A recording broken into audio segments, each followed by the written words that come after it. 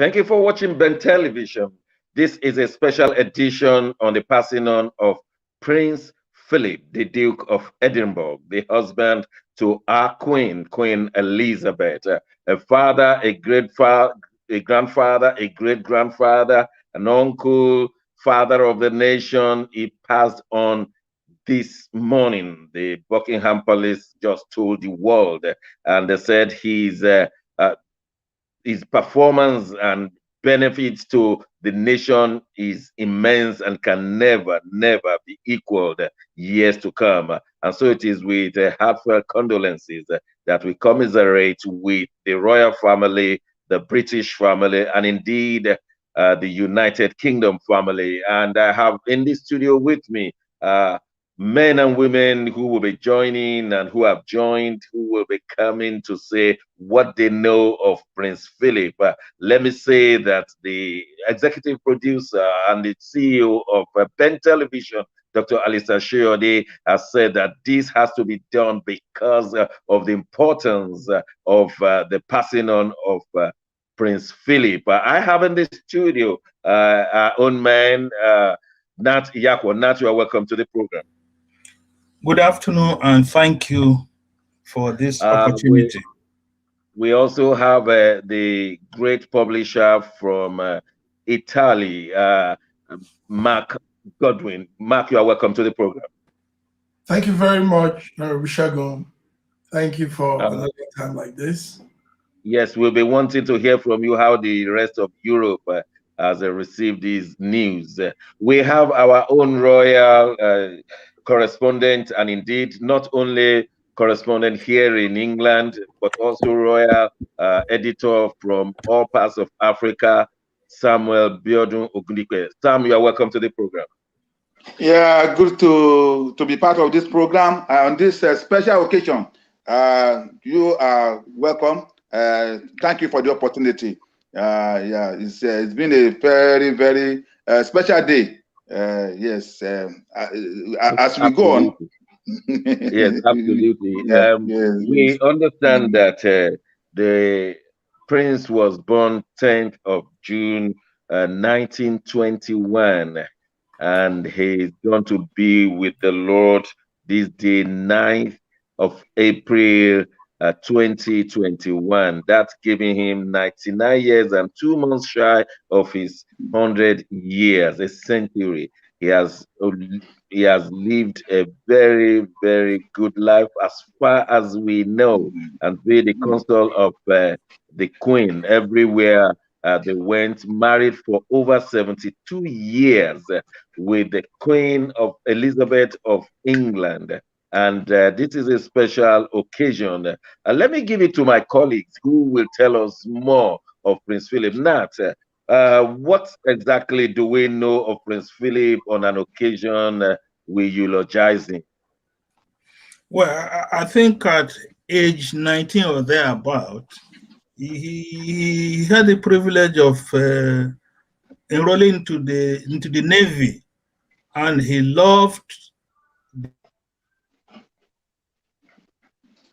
career into the Navy. And but as fortune will have it, as God will have it, their paths crossed each other with Royal Highness, the present Queen. So eventually he had to give up his naval career to take up an entirely different career, and that was going to be a life career, to be husband of the Queen, one step behind the Queen, and giving the Queen all the maximum support the Queen will need to succeed, and the dedication, the loyalty to duty, to family, and everything else cannot be paralleled.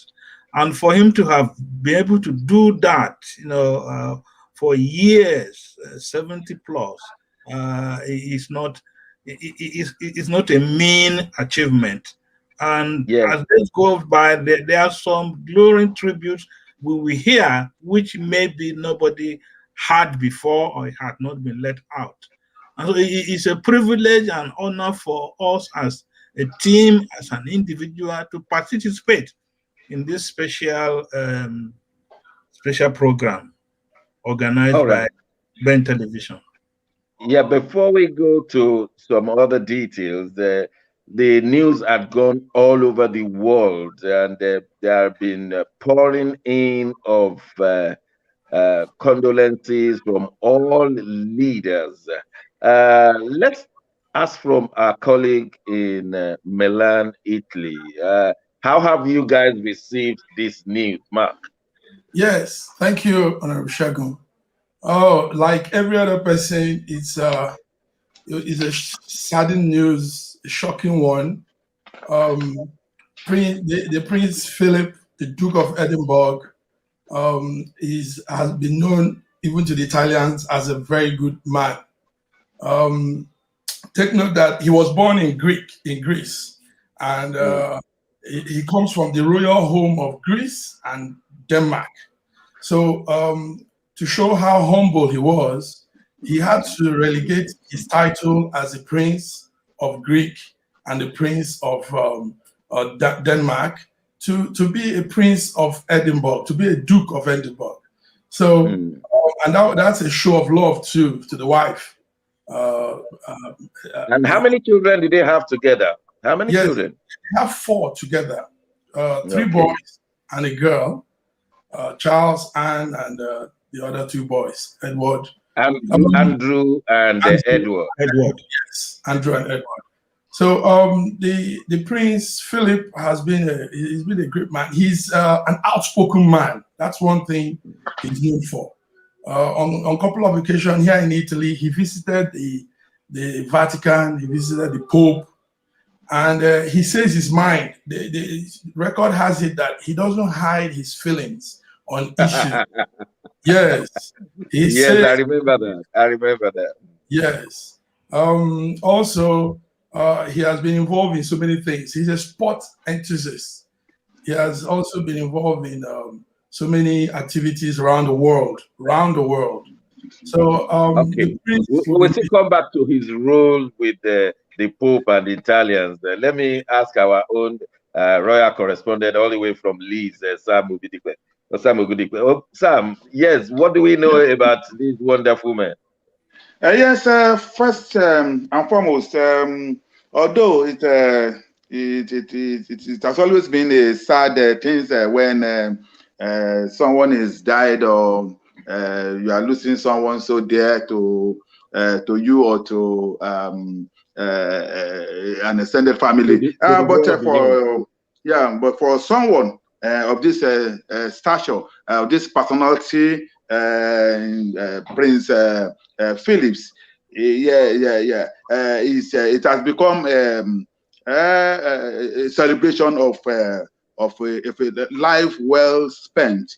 That has given back to a lot of great legacies in the community. Our community, our people around here received the news with a little sadness and a joy of the heart that at least, yes, Papa, Prince Phillips lived a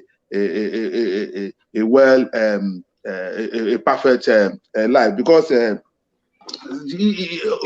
from the beginning onset. Sam, hold on a minute. I like the way you call him Papa, because if he's been in Nigeria, that's what they will call him, Papa, at 99. Yes. So come on, tell us, how will Nigerians be feeling now that the prince died at the age of 99? They will call him Papa, isn't it? Go on. Yes, it's Papa. It's because he died at the very, very, very ripe age of 99, which is so wonderful. The prince has been so passionate, about the success of the royalship of the Queen since beginning of their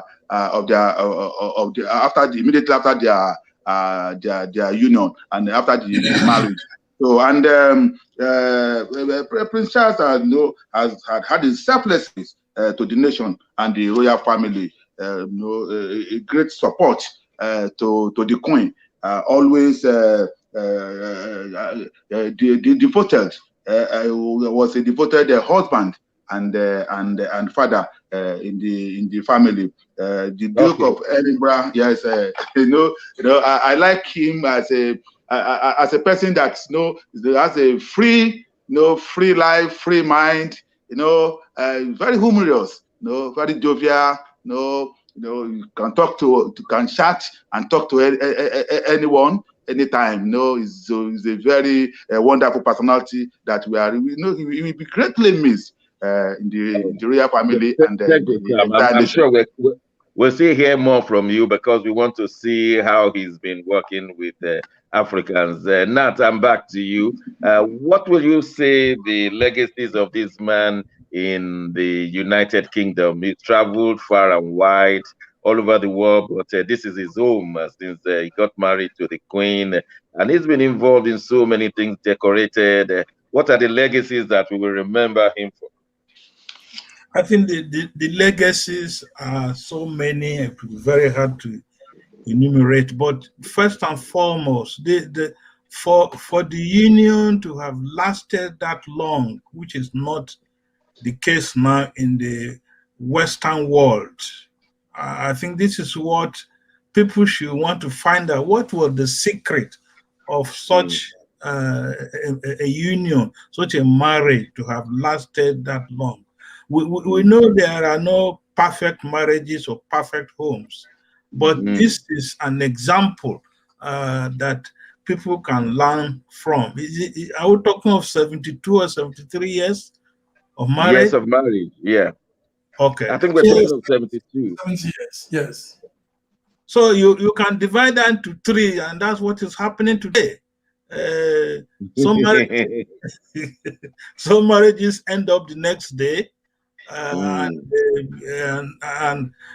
nothing you hear about. And then it is level of humility, commitment, dedication, and loyalty. These are things we should pick as individuals and learn and maybe build on them. And his level of humor, as Biodun has mentioned, he very great at cracking jokes. There was on the television today, they are giving examples that when there is a garden party and you have a laugh somewhere, they know that Baba is in that area, making people happy by laughing and giving very good jokes. So you just mentioned his marriage. I want to ask you one question. Yeah. You and I, we have seen Prince Philip a step behind Queen Elizabeth in all the official functions. How easy was it for him to take the second fiddle in every official performance? And then when they get home, how easy was it difficult, or how difficult will it be for the Queen now to submit to her own husband at home? That these rules, they have to change. One submits to the wife outside, the wife submits to the husband. How did they balance that, these two positions? Again, to start from the little we know, because we know very, very little. What you see in the public is not what you see behind the closed doors. But again, to start with, a royal prince in his own right will have had the privileged opportunity of even being king too, maybe in Greece or in Belgium. Yeah. But when he and even abandoning his naval career, and I'm sure he knew what he was coming into. Second fiddle, second position, step behind the Queen. You cannot talk. You just nod your head. It's a very, very.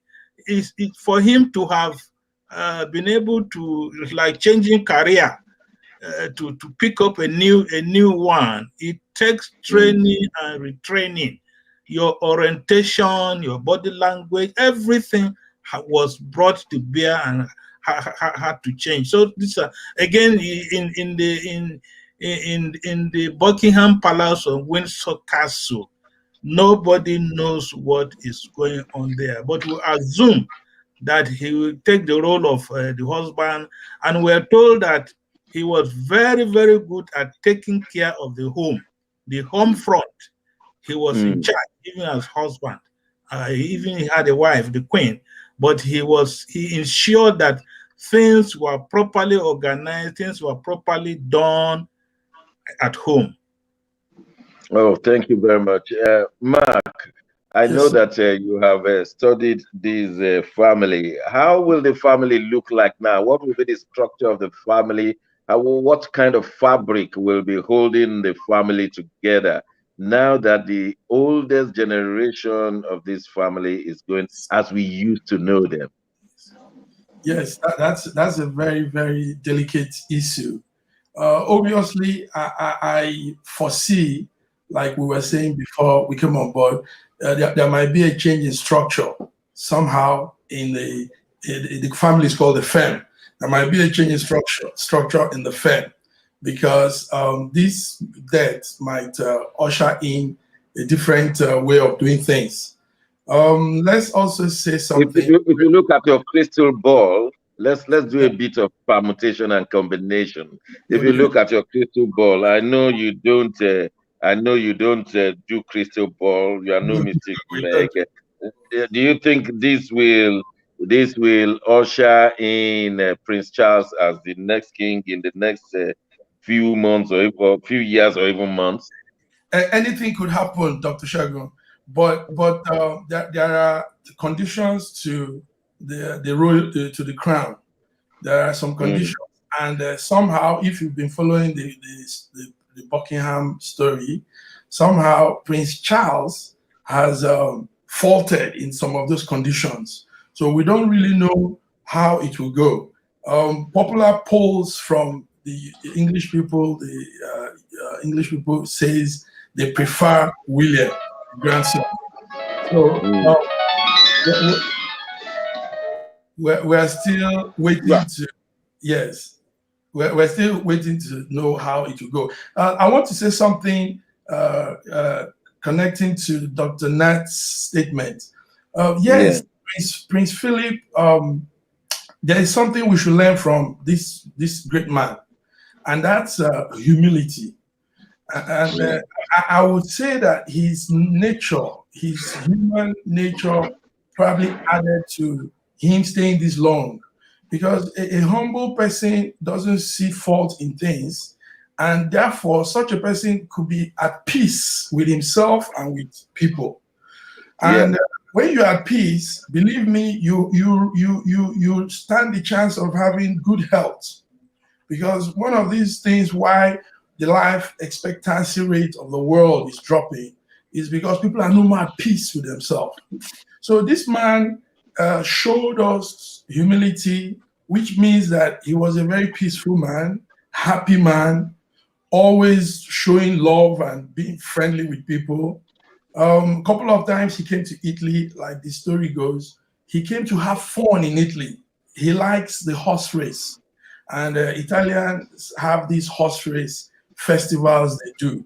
So on several occasions, he came here to ride the horse and participate in the horse race event. And also the Commonwealth Diplomatic Corps. The Commonwealth Diplomatic Corps has its headquarters in Rome, interestingly. So most times they've come to Italy on holidays and to oversee the Commonwealth diplomatic activities. So okay, we will still do all of those because I know that you are a guru in Schengen stories. You've been there for several years, so I know you know. Let me welcome into the studio for the public to receive a lady amongst us. It's my pleasure to welcome the Queen of Media in London, Priscilla Nwifo. Priscilla, you're welcome to the program. Thank you, Doc. Thank you very much for dragging me in here. Good afternoon, gentlemen. Well, it's not me, but the situation. It's the nation that calls. How did you receive the passing on of the Duke of Edinburgh this morning when the news broke? Oh wow! I mean, condolences to the Queen, Her Majesty the Queen Elizabeth II, on the loss of her dear husband, and of course condolences to the family as well, and to the country. Condolences to all of us who live, you know, in the British Isles. We condone very much with the family. It's a sad loss. I can't say it was unexpected.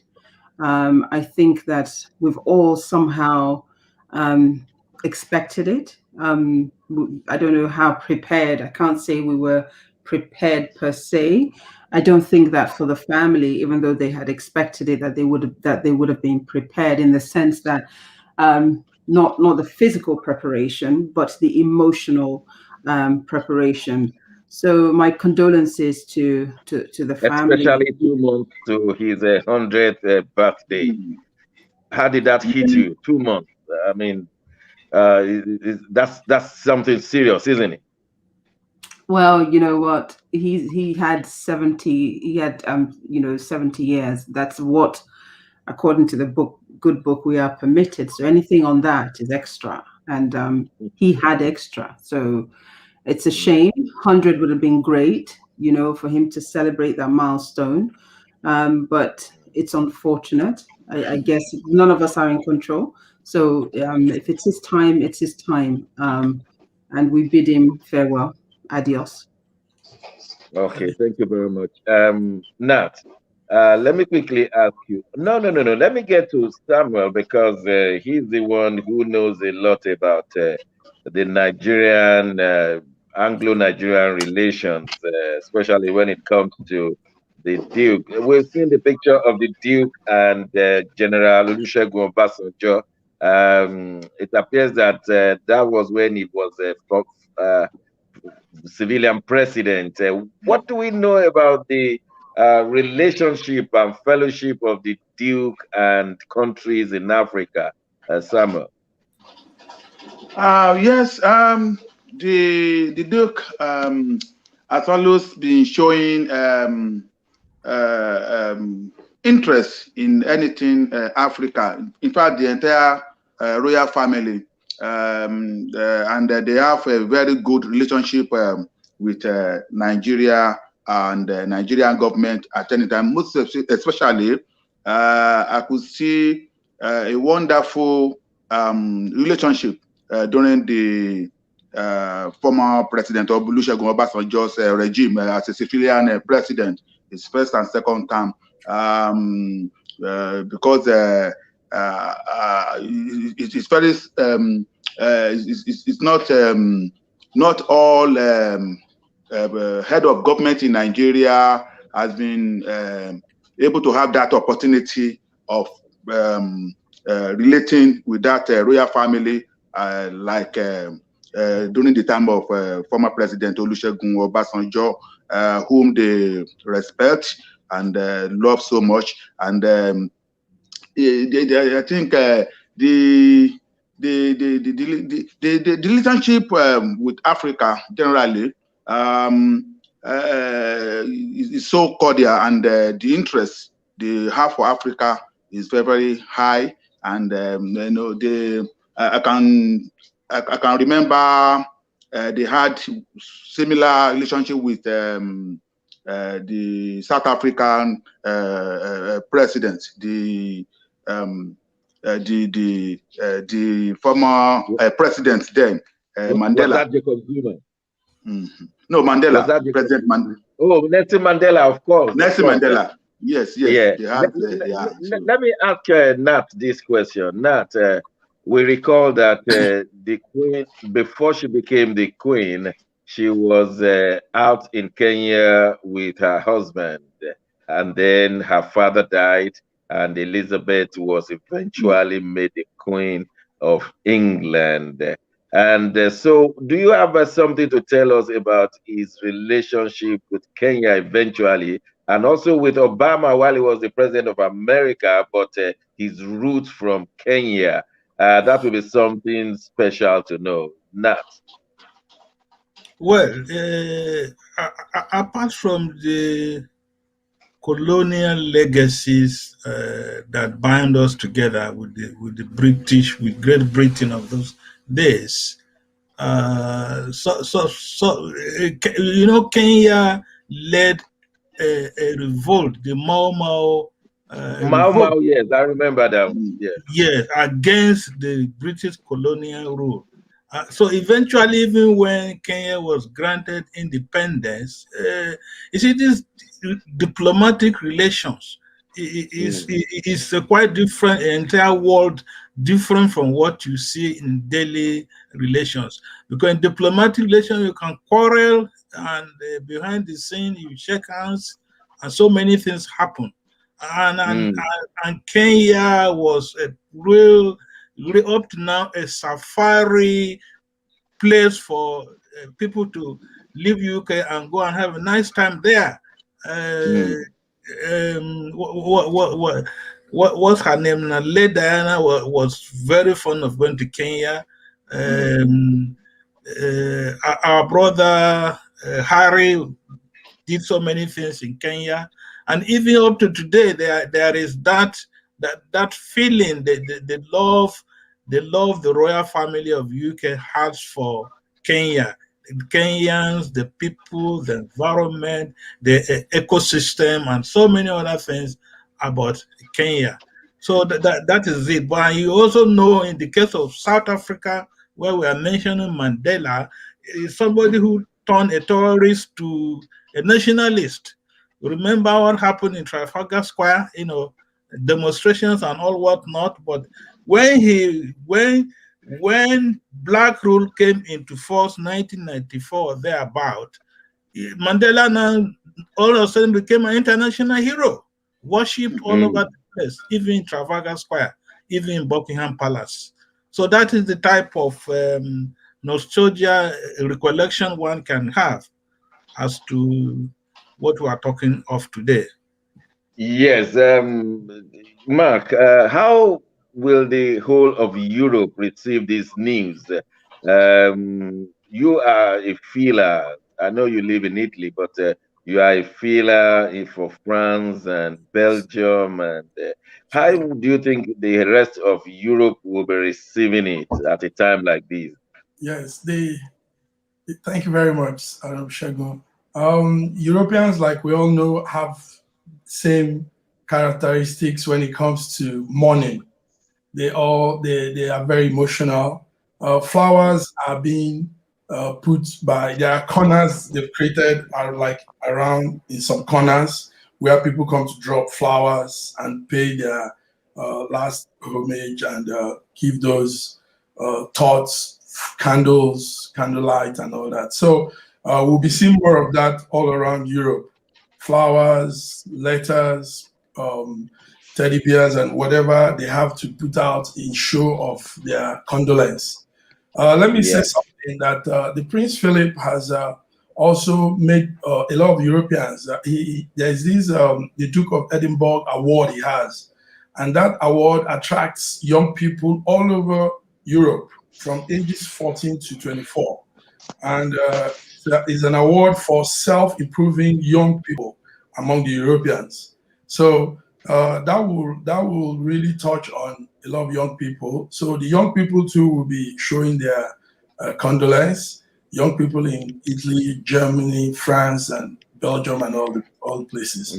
So it's going to be a morning weekend from tomorrow to Saturday, Sunday. So this is an international thing. Yes. Across. Yes. Let me ask our dear lady Priscilla, how will this change our life in the next coming months and years? There's a vacuum. The Queen will definitely not be having Prince Philip behind her. Will Prince Charles be standing next to her like he has done in official positions, or how will it impact our life now without Prince Philip? How is the average British citizen taking this thing? Wow. I'm not sure that the average British citizen is going to be so affected. When I say that, I mean on a personal level. Yes, they are going to. Prince Philip is gone. He has been in our generation, in my generation, certainly. He has been the father of the monarchy, if you like. He has stood with her. He is about the only consort or next to the king that we have known. So for that reason, we will miss him in that sense. His presence will be missed. But I think his departure, I think, sets the pace for the change that perhaps we've all been waiting for in the monarchy. And I think in that sense, that is going to affect the British public. That the conversation now is going to be about, are we ready for a King Charles? Or are we going to skip a generation and move to a King William? So, these are the questions now, because Her Majesty herself, she's quite old herself. And my God, the woman has done so well, being able to sit on that throne for as long as she has. I kudos to her. But I think this is the beginning of that change. This is the beginning of the transition from what we've known to be the Elizabethan era now to, whatever is next. I'm not sure, though, that we're going to see a King Charles. I'm not sure that that's going to happen, because I think that if we were going to have a King Charles, we would have had a King Charles already. So I don't know, because I think a King Charles would have benefited a great deal from having a Queen Elizabeth, and of course her consort, His Royal Highness the Duke of Edinburgh, Prince Philip, but right there guarding and supporting him. But I'm not so sure that we're still going to have that. So it's the coming weeks, the coming months are very interesting. For me, I think this is the beginning of all of the very interesting 2021 that we're about to have. I think 2021 just kick-started. We should prepare. We're likely going to see a lot. If we thought the drama that we've seen so far, whether it was with the interview or whatever else, was much, I think the drama just actually commenced. So it's going to be I would tend to agree with you that something is about to start in the monarchy, because we don't know how much sadness the Queen will be going through, and so she may want to just throw in the towel and say, that's it, I've had enough. But I don't think she will be in a position to hand over to Prince William. That may contradict the Constitution. And so, then it's possible. It's possible that behind the scenes preparations have been made. It's possible that behind the scenes maybe laws have been changed or something that permits. We don't know. But where the Queen is concerned, this was probably for her generation, for her time. She's lost her sister. We saw the devastating exit, as it were, of Margaret. We saw that many years ago. Her mother too has gone. And in spite of those two leaving, she managed to hang on and to still, hang around. And I suspect that was largely because she had Philip still with her. But I think this is going to probably have the kind of impact that maybe the others didn't have. And so, it's going to have a different impact, obviously, because of what it is. He was her companion. He's the only man she's probably ever known. I can't say that for sure. But from what I've seen to date, but Prince William may not have the nerve to be the king while his father will still be on. That's my only. It's not about the nerve. It's not about his nerve. If preparations have been made and it's been agreed, because he's been in preparation himself also to assume from his father. So you know, for over the years now, over a number of years, at least I think for the last 5, he's been, you know, getting involved in all the Duchy of Cornwall work and, you know, all of the businesses around that. He's also been, you know, looking at what it means to be the Prince of Wales. He's been going through, you know, really walking in his father's footsteps, preparing to take over from him. So, you know, I think, it will be interesting. Let me ask our colleagues here, see if they will agree with that view. Sam, you've been watching the royal family for a while. You think they can jump Prince Charles and give it to Prince William? Well, it's still somehow unclear, because it depends, because the Prince Charles, as to me, has not really showing some keen interest much, but I think the old situation will be in line with the off-camera arrangement within the royal family, and what the law says. They may skip some things to fix things. I think no, even in Africa, it happens like that. In Africa as well, there will be arrangement, rearrangement, realigning. You know, many things will be going on even before now. I think so. We should just brace up. Yes, we should be prepared. Now, I want to ask, you cannot really say in particular that yes, the person that like we rightly get into the shoe. All right, thanks so much. Nat, yes, we listened to Boris Johnson this morning acknowledging the passing on of the Duke of Edinburgh. How do you think he's doing? Is he doing well? I mean, Boris. Yeah, if you can just give me an indulgence to say one or two things on the last. You have all the indulgence. Thank you very much for that generosity. Yes, I'm very generous today. Thank you. I appreciate that. Thank you. It's a privilege.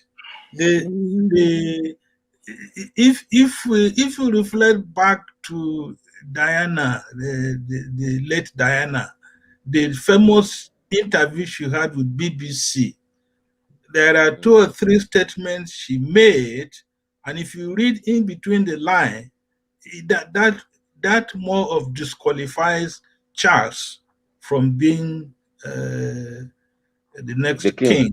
Yes. And even though the Queen has tried to prepare to show some sign of preparing to hand over to what's his name again? Charles. Okay. But anything could happen. And let me take you back to what Diana said. Diana said, this child that I know very, very well, he will not be able to handle such positions. And anybody who students of history, that statement was loaded. And I'm sure some people too will remember and latch into what has been the lifestyle of Prince Charles many years back. And coming to Boris, I think Boris, the Prime Minister of the United Kingdom, gave a very outstanding tribute. And he was very careful with the words he used.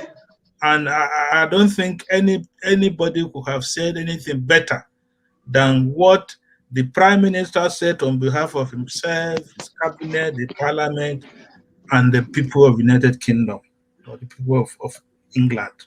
He did a very good job. even Okay. the The midst of reason why in the the midst reason of why the question came was because of the role Tony Blair played during the passing on of the early days Diana. of passing on of Diana, and that's why no prime minister will want to make a mistake. Tony Blair got it right, and he got so many times, 3 times, and so for that reason, I'm sure Boris Johnson will be treading with care at a time like this. So you said so far so good for Boris Johnson.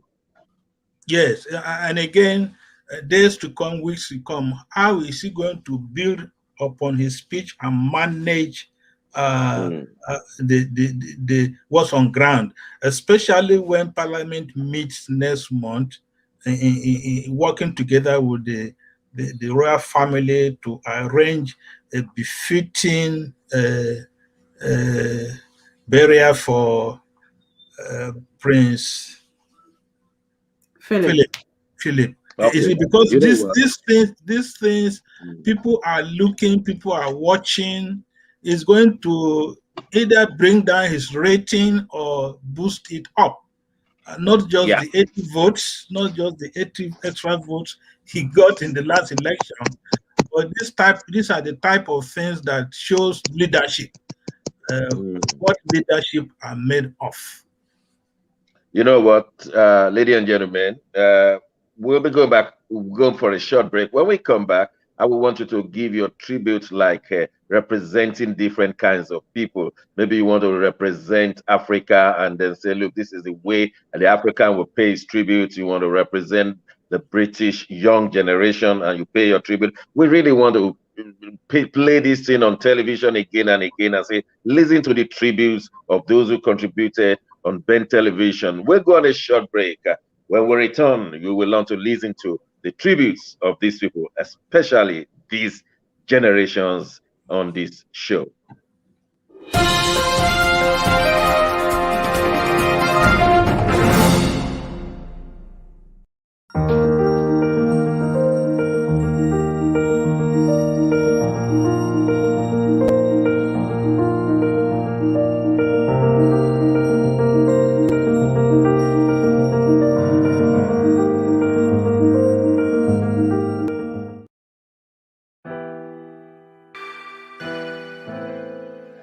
Schengen Story magazine is an African international bi-monthly magazine based in Milan, Italy, and founded in 2016.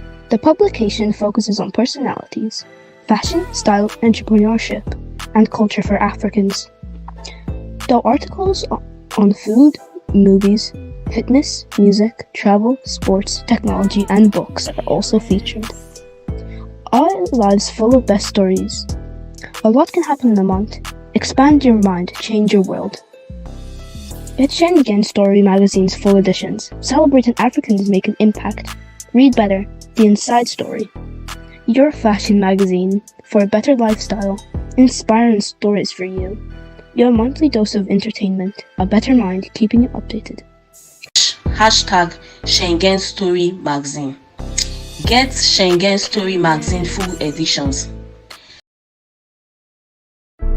Ben Television has been going for almost 2 decades now, representing the African, Caribbean, and ethnic communities in the diaspora, especially based in the United Kingdom. We have been providing content, various programs to empower, make an intervention, deliver, and enlighten the mainstream community about what it is to be a BAME in the United Kingdom. For almost 2 decades, this has been our ethos, bridging the gap. Now we seek for your support and partnership in delivering what we need to achieve in the coming generation for our youth, either through training, mentorship, empowerment for their entrepreneurial skill, talent, and in their business.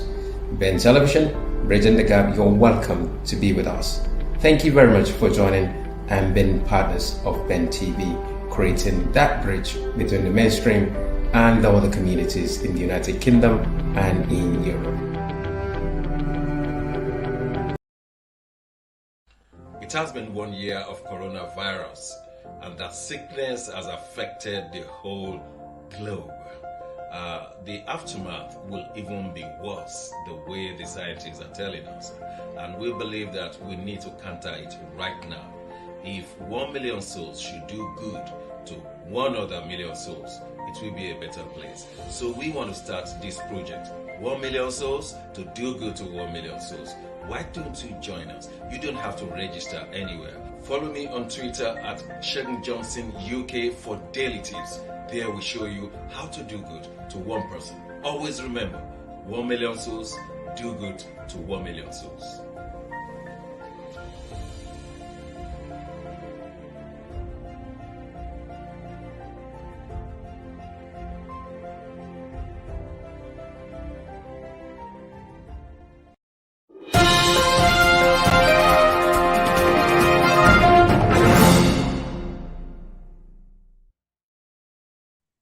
Thank you for staying with us on Ben Television special edition of the passing on of Prince Philip. We want to pay special tribute to this man who has affected the whole world. Maybe starting from me. To me, Prince Philip has been a very courageous man, passionate in anything he laid his hand on. Now he's gone, and he will be remembered for different things, his role in different parts of the world, starting from his family. His family has touched every nation, his wife, his children, and we know that his children are now spreading all over the world with, and when I say children, I mean grandchildren as well. This is a man whose life has touched all the nations of this world. He's practically been to every nation of this world or affected them one way or the other, and he's always been there to show us what marriage should look like in the face of all challenges, and he's been there to give comfort to his wife, especially at very serious and challenging times. Prince Philip will be missed for his humorous positions on things and how he could bring things to light. We just must appreciate this man who has touched many lives, especially through his programs to help young people raising children that are interested in charitable works all over the world, and this has affected his grandchildren and hopefully the great-grandchildren. Now he has a root in America, just like he started from Kenya when he was recalled with his wife to take over the role of Majesty in the United Kingdom. Prince Philip shall be missed. Nat, your turn. Yeah, thank you very much, Dr. Johnson, for yet another opportunity to pay my tribute.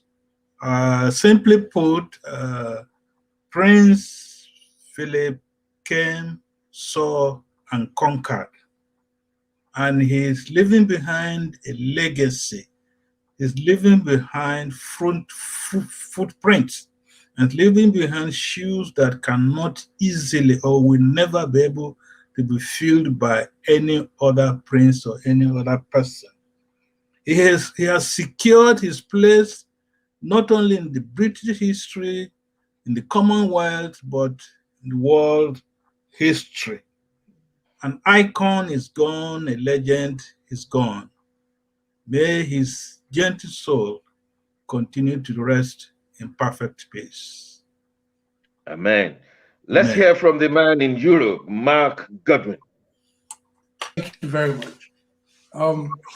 Prince Philip was a good man, and as a child of the Commonwealth of Nations, I speak my condolence to the family, the great family of the United Kingdom. Prince Philip will be missed. He impacted youth through the Commonwealth activities. So as a son, as a member of the Commonwealth, and a human on earth, I put out my condolence and say, may he rest in peace, and Amen. May his legacy continue to a very positive end. Amen. Amen. Let's hear from our royal correspondent, both here in England and in Nigeria, Samuel Biodun Ogundipe. Samuel, what would be your tribute to Prince Philip? A great bridge and backbone of a royal family. Babawa Ajanaku, Prince Philip, Enikiwo, Eni ò lè dìde, Àjànàkú wó, gbogbo inú gbómi tìtìtì. I'm saying this in Yoruba, African language from Nigeria. We will greatly miss you as our father. Papa, ọ̀run rè o, iwájú tẹ́ ẹ kọjú sí kò ní bàjẹ́, ẹ̀yìn tẹ́ ẹ fi sílẹ̀ kò ní bàjẹ́. Ẹ máa sùn nínú Olúwa, ẹ máa sùn láyà Jésù. Onígbàgbọ́ tòótọ́, ọkọ̀ọ̀kùn Elizabeth, ọ̀run rè o, ọ̀run rè o. Amen. Thank you very much, Sam. That's lovely. I'm sure Priscilla will help us to interpret that right now. I'm not sure about interpreting what he just said. Yeah, but, we'll love to hear from you, Priscilla. But certainly, you know, as I said, how do I describe him? Prince Philip was the Queen's consort. He was also he's credited for bringing for dragging the royal family into the modern age. He fought for and demanded and asked that we should see more of the family and what they do. He stepped in, you know, at various times when there were issues as a father. And as the man of the house, as it were, he stood, he took his stand. We can't ignore or forget those times when he made those gaffes that for my generation, once again, we would often look forward to. You know, whenever there was an official engagement, you'd be thinking, oh my goodness, what is he about to say now? But, you know, all of that was part of what made the man.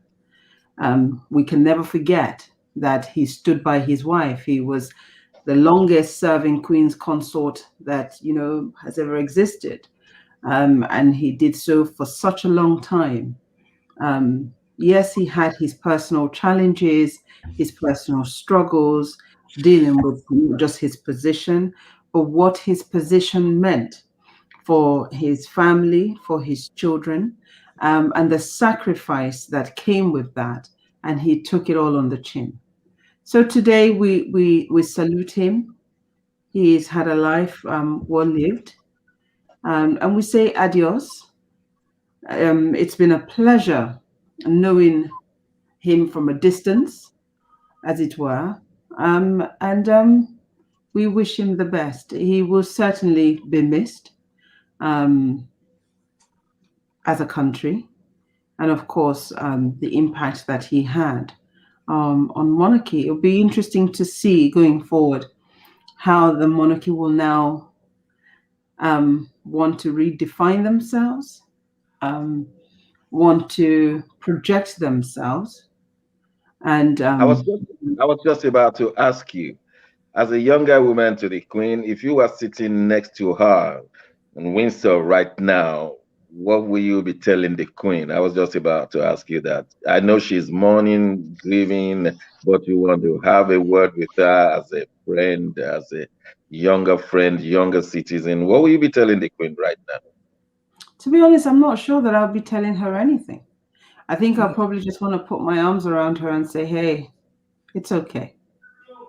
Probably just want to do that. I don't think today or any day so soon will be a day to say anything, if you see what I mean. Because in times like this, in times like this, what do you say? I agree. There really isn't very much you can say that's going to, you know. So I think in these times, the most important thing is just to be present. Just to be present. Just be silently present. We don't know whether all the members of the family have gone to meet her. Do we know? No doubt they would have done. It is as much as it is a state thing, it's also very much a very private family situation. No doubt the family obviously would have been informed and asked to assemble somewhere, or wanted to assemble somewhere before the news was made public. So I'm sure that as a family, they are together at this time. I would like to think so. Okay, Nat, we know we have the restrictions being lifted day by day, and we're grateful for that. If the funeral ceremony should take place in the next 4 weeks, how do we do that with the pandemic still on? Even though the rate of infection is going down, rate of death is going down, how do we do a funeral of such a man at a time like this? Or you think we just wait till after June 21 when everything will have been lifted? No, I don't think the palace and the government of Her Royal Highness will want to keep Grandpa for 4 weeks or more.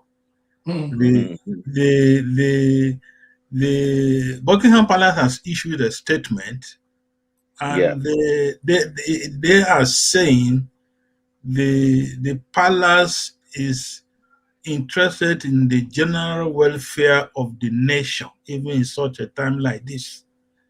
In the midst of this pandemic and the corona protocols and others, the palace has said people should observe the protocols, and there should be no gathering in large numbers.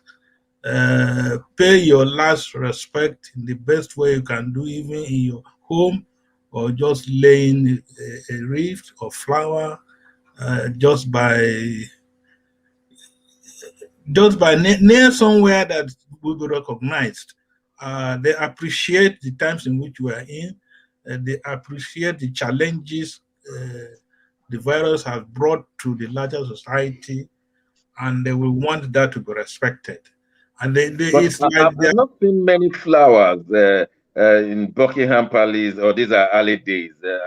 I've not seen as many flowers as I would have loved to see in Windsor and at Buckingham Palace. I was watching the telly and some other channels. Do you think more flowers will come? Yeah, definitely. Because by the time the information was released from the palace by the Prime Minister and all that, it will take 1 or 2 hours, even the nearest neighbors, to process the news and think of what next to do. So in hours to come, maybe days to come, maybe early next week, definitely there will be an outpouring of people. Okay, Mark in Milan, what do you think the people in Italy will do? Where will they be laying their flowers? Because we have to round up now. Of course, we'll be saying more as the week progresses and throughout next week and weeks to come. So where will the people be laying their flowers in Italy? Where is the British embassy in Italy?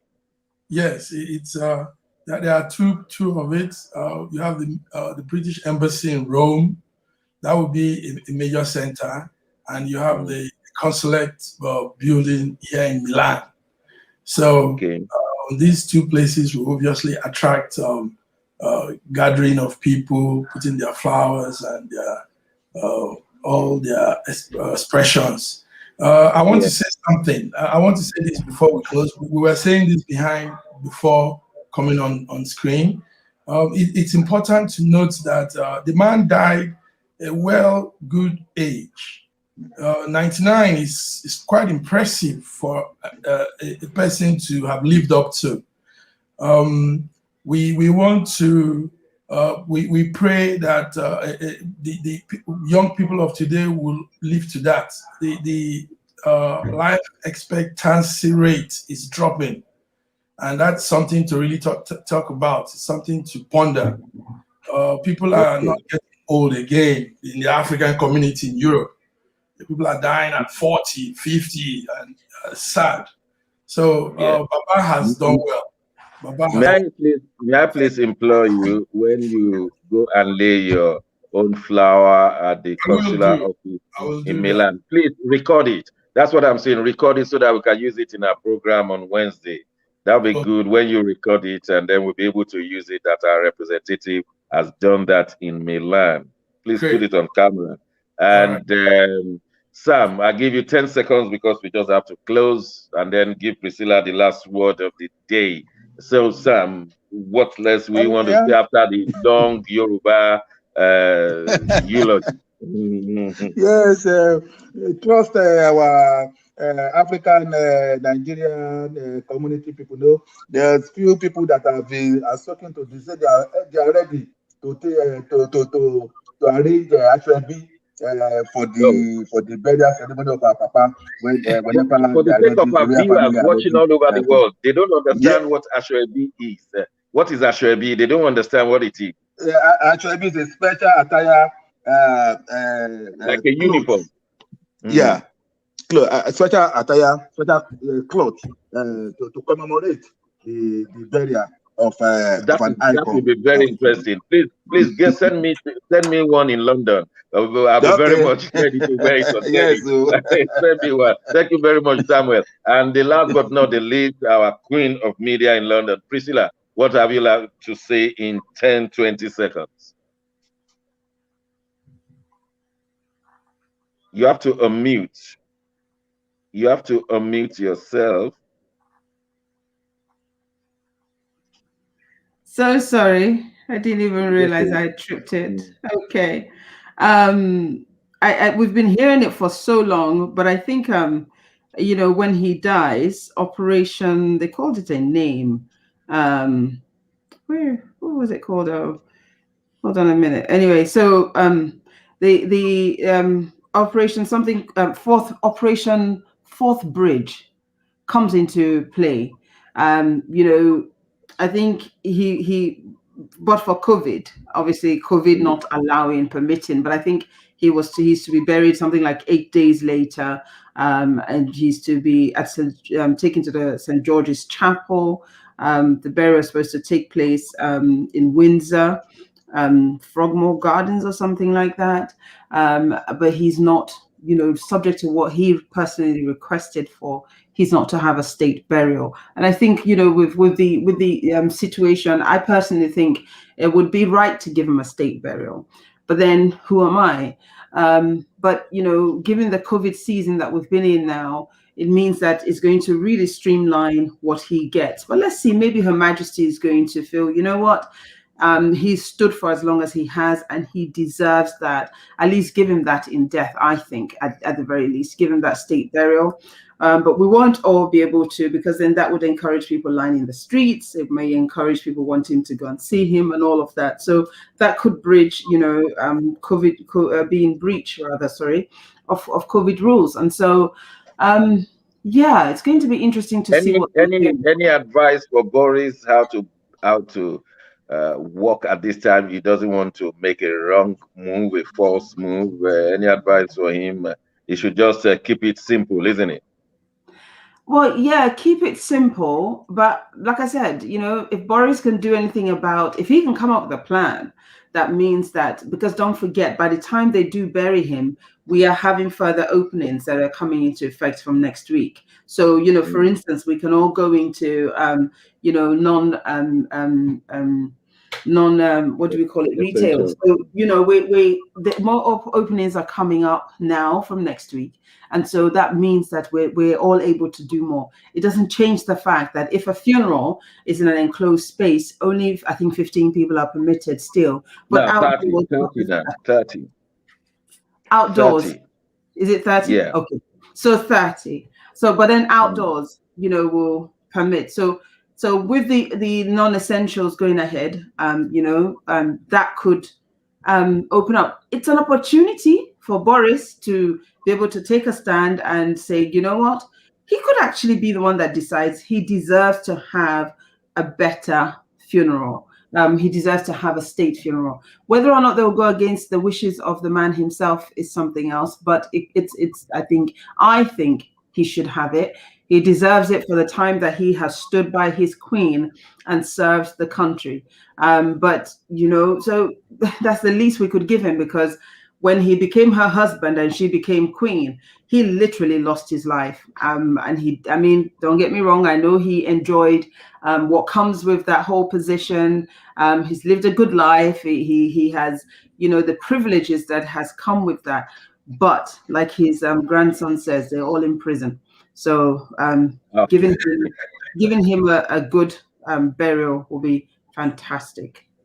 That's how far we can go for this moment. We want to thank all our wonderful crew, men and women, Anthony, Althins, Hazel. Especially we want to thank our executive producer, Dr. Alistair Shoyode. Until other programs that will bring you this weekend and the coming weeks. My name is Shegun Johnson, and it's Ben Television giving you the latest at all times. We'll be back very soon on this same subject. God bless you.